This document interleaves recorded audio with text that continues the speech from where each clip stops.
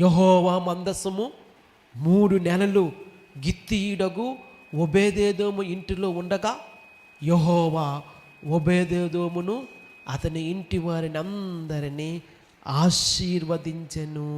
దేవుని నామానికి మహిమ కలుగును గాక. ప్రియులారా, ఈ సంగతి చూడండి. మందసాన్ని టచ్ చేయాలని ప్రయత్నం చేసిన ఉజ్జా మరణించాడు.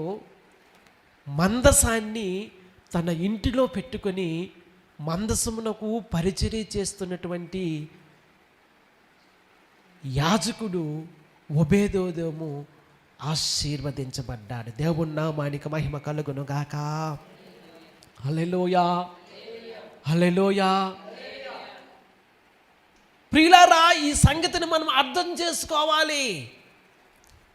దేవుని అధికారాన్ని మనం టచ్